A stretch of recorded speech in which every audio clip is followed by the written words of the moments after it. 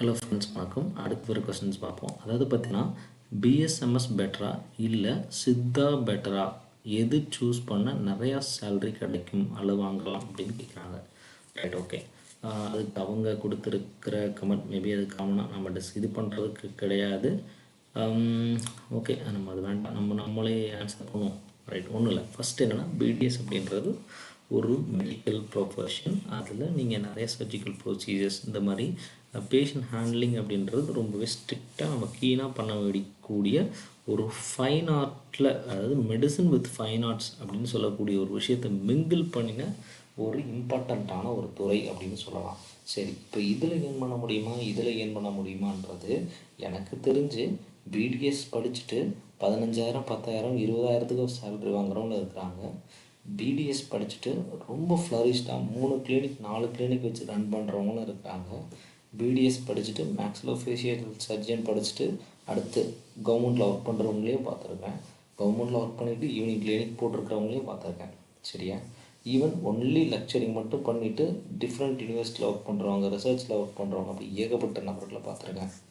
So இந்த ஃபீல்டில் இவ்வளோ தான் ஏர்ன் பண்ண முடியும் அப்படின்றது இண்டிவிஜுவல் ஸ்கில்ஸை பொறுத்தே ஒழிய you cannot predict it by only by the word BDS or Siddha அப்படின்றத பண்ண முடியாது. சரி, அடுத்து சித்தாவுக்கு வருவோமே. சித்தா சூஸ் பண்ணால் நிறைய சேலரி வாங்கலாமான்னு கேட்டால், சித்தாவில் கவர்மெண்ட் ஜாப் எடுத்திங்கன்னா இம்மீடியட்டாக என்ஹான்ஸ் சேலரின்றது உங்களுக்கு 70,000 அரௌண்ட் உங்களுக்கு வந்துடும்.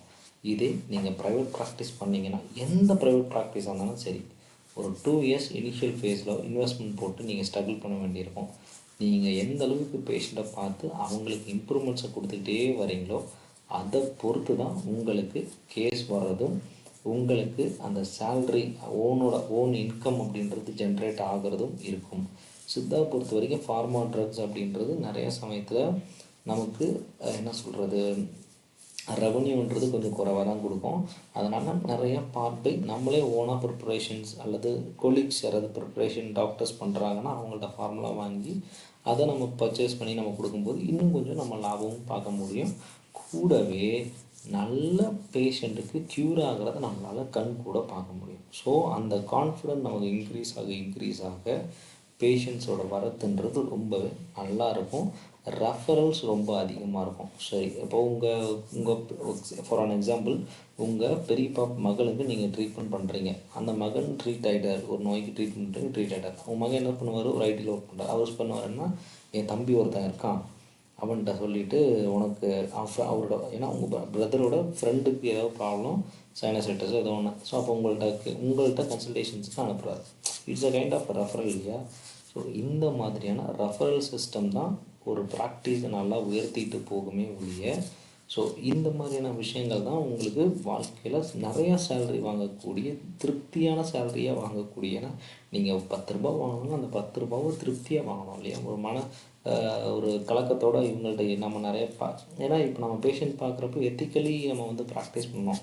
இவங்கள்ட்ட இருக்குது நம்ம 10,000 வாங்கலாம், இவங்கள்ட்ட இருக்குது 5,000 வாங்கலாம் அப்படின்ற மாதிரி நம்ம வாங்குறத விட, காமனாக ஒரு ட்ரீட்மெண்ட் ஃபேஸில் உண்மையே எவ்வளோ ஆகுது, உனக்கு எவ்வளோ அடிஷ்னல் கன்சல்டேஷன்ஸ் ஆகுது, உனக்கு அந்த மற்ற எக்ஸ்பென்சஸ்லாம் என்ன இருக்குது, ஸோ ஈக்குவலாக போட்டு நம்ம அதுக்கு தகுந்த மாதிரி நேர்மையாக நம்ம வாங்கும்போது கண்டிப்பாக அந்த இன்கம் அப்படின்றது கண்டிப்பாக ஜென்ரேட் ஆகிட்டு தான் இருக்கும். ஸோ அதனால் சேல்ரி அப்படின்றது இந்த டிகிரியை பொறுத்துன்றது இல்லை.